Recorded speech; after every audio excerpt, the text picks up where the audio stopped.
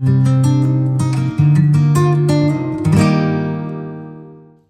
and welcome back to Aussie Frugal Family. My name is Rachel, and on this channel we chat about the cost of living and how expensive everything is and how our family of four are making ends meet on a relatively tight budget.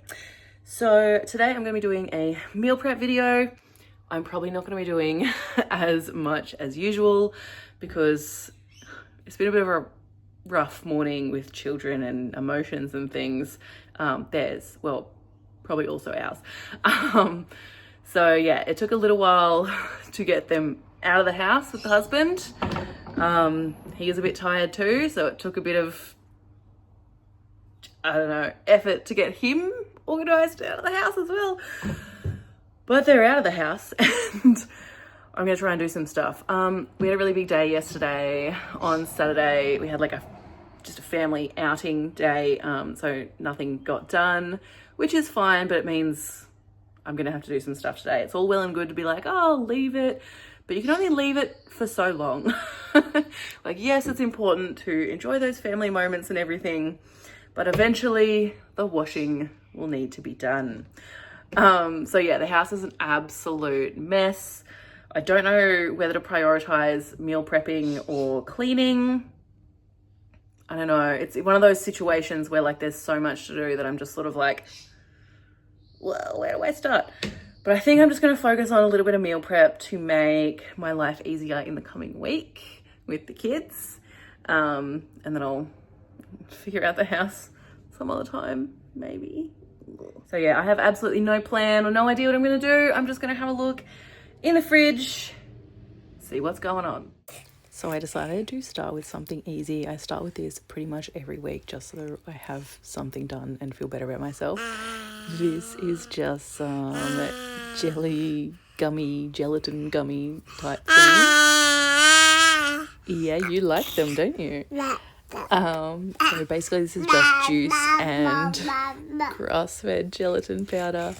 I didn't quite have enough juice left over this week, so I added some kombucha as well. It gives it a nice tanginess too, a bit of kombucha. But yeah, so I did 600 mils of whatever liquid and then 3 tablespoons of gelatin. So basically what you want to do, I've said this so many times, but you sprinkle the gelatin over the juice, you let it bloom for a few minutes, and then once it's all sort of like wrinkled up, you chuck it on the stove on a low temperature and you just sort of cook it until the gelatin is fully dissolved. And you just want to give it a little whisk every now and then to make sure that the gelatin doesn't just all sink to the bottom and goop up. So while I was waiting for the gelatin to bloom, I decided to make a loaf of bread as well. We go through probably 2-ish loaves of bread a week. Every single morning we have eggs on toast. So yeah, I have to make at least 2 loaves of bread a week, but I only make 1. And then like we use it and I make the other one. So this is really easy. I just follow the instructions from my bread maker. So it's just 1 cup of sourdough starter, 400 I think grams of bread flour, a teaspoon of salt and 150 mils of water. And I just put that all into the little, what is it, bread bit of the bread maker, whack it in the bread maker. It does also require 3/4 of a teaspoon of yeast, so this isn't like a true sourdough. It does use some yeast, it's not like a long ferment. But yeah, then I put it on the sourdough setting 13, and 5 hours later we have some beautiful fresh sourdough. So once I have all my stuff in, I'm also just feeding my sourdough starter, and I'm also topping up my bread flour. I wanted to make sure that I used the last of the bread flour in the jar that I keep on the bench before I fill it up, because it was a different type of flour. It was a nice stone ground one. And obviously also you want to make sure that you're rotating any sort of food, even things that are like relatively shelf stable like flour. So yeah, you want to get rid of all the old stuff before you do the new stuff. Once I had my bread in the bread maker, it was time to heat up my gelatin gummies. So again, just on low, giving them a little whisk now and then. And while that is dissolving, I'm going to do some other stuff as well. So while my gummies, or my gummy liquid is on the stove, I'm just going to make a couple of meals for my lunches. I have some leftover roast veggies from last week. They've been in there for like 6 days. I know you're only supposed to do sort of like 4 or 5, but whatever, it's fine. And I'm just going to cook some chicken up with those as well. So I'm going to take the, what is it called, the jelly mixture off the stove and chuck on my chicken. And yeah, I'm just going to add some like herbs and spices and stuff to cook up my chicken. And then with the gelatin mixture, I usually just put it in like a long glass container and then cut them into little strips once they're set. But I did not have any of my glass containers available, so I decided to just chuck them into this silicone muffin tray. And this actually worked really well. The toddler really enjoyed having little gummy muffins to eat, as she called them. So yeah, I do try to avoid cooking with any sort of plastic. Silicone is a plastic, or it has plastics in it. I don't know what it is, but it's apparently plastic-y. So I do try to avoid it, but like, whatever, it's all I had, it's fine. If you want a little life hack for dealing with chicken, just cut it up. I am not using a knife to cut my chicken ever. If I'm cutting it into strips or even like dicing it or anything, I'm using scissors. It's so much easier. And then you just put them in the dishwasher. It's not gross because they go in the dishwasher. I'm sure that's probably not great for the scissors, but I don't care. It saves me time and it saves my sanity. So remember how I said I didn't like using silicone for stuff? Well, I'm using it again. So one of our meals this week is going to be a chicken schnitzel. So I've just cut the breast in half and I'm just going to smush it down instead of using baking paper or cling wrap or whatever. We don't own cling wrap. So instead of using that, I'm just going to use my silicone baking mat just so the chicken doesn't spray everywhere. So for the husband and I have the breast, and then I'm also going to make some chicken nuggets for the toddler. And this is, yeah, just going to be the exact same thing pretty much, but in nugget form or in diced chicken form. So I'm just going to coat them with corn flour, and then I'm going to go in with some of this salad crunch stuff that we got at Lighthouse Care that I'm still getting through. And I'm also going to chuck in some homemade breadcrumbs as well. Oh, I forgot I put egg on it, obviously. So this is not a good voiceover. So you toss the chicken in corn flour, then you put it in egg, and then you put the breadcrumbs on. And yeah, that's what I did. You don't have to cook this straight away either. I have had perfectly good results getting it all set up, then chucking it in the fridge when it's already breaded. And then when it is time to make the chicken, I just throw it in the air fryer and hope for the best.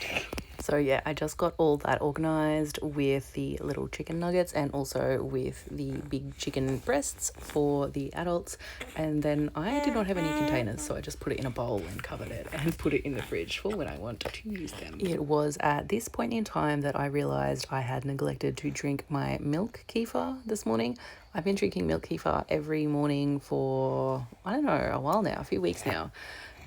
This one I forgot about, so it over fermented a bit, but honestly it doesn't matter. You just like smush it down. It like separates from, I don't know, the water or the whey or whatever, but it's fine. It just mixes all back together and it's not separated once I pour it back into the cup. So what I'm doing here is just mushing down all of the good fermented milky stuff, and then the milk kefir grains will stay on the top of the strainer. And once I have made today's one, I will get those milk kefir grains, put them into a new cup, and then top that up with milk, pop it on the windowsill or wherever, and then, yeah, it'll ferment over the next day and I will have it in the morning again. And I've been doing this religiously every day for a couple of weeks now, and I really enjoy it. I also forgot to mention that I cooked up a few little strips of chicken for the baby. Did I not film that? I don't know. Anyway, so I have some black beans from last week that need using up as well. So I'm going to make some black bean brownies. I've never made these before and I did not look at a recipe. I just heard that you can do it and I decided to wing it.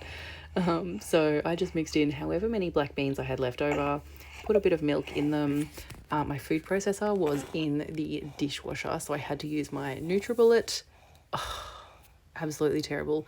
When my last food processor broke, a lot of people were like, oh, just use your NutriBullet. No, it's so much more difficult, especially for things that are thick. It just gets stuck and it's all like in the blaze. You gotta scrape it out. It's just, yeah, it's really annoying to use.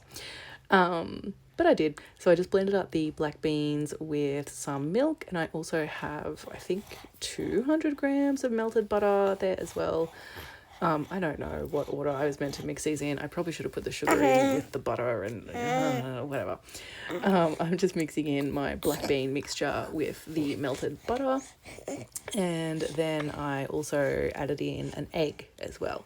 So I just mixed like wet and dry basically.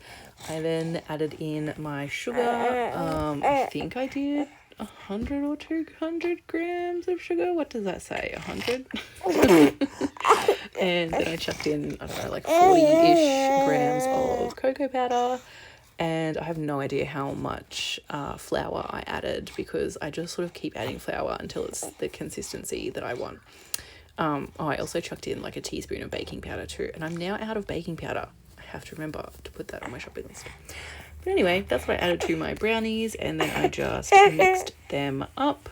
I didn't have anything fun to add into them today. Oh, darling. Oh, dear.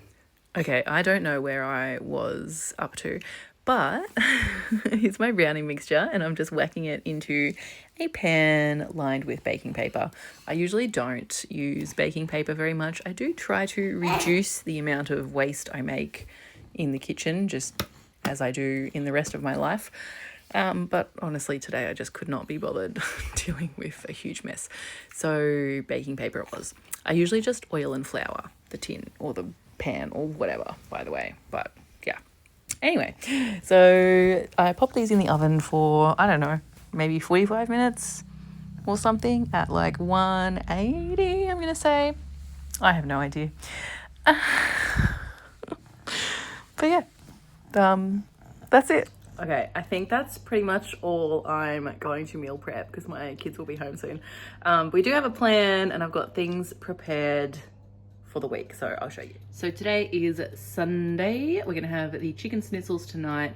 The toddler will not be home, so that's why we've just got the 2 chicken schnitzels for my husband and I. I might make some mashed potato or something like that as well, and we'll just have some like broccoli and stuff with that from the freezer.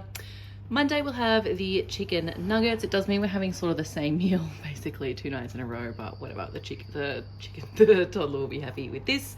I also have work this afternoon, so I can just like quickly feed everyone and then jump on the computer for work. Tuesday is a kindy day for my toddler, so I will do the pork knuckle because I will have some time to do that before she gets home. Wednesday fajita bowls with some of the chicken breast. Thursday a tuna bake.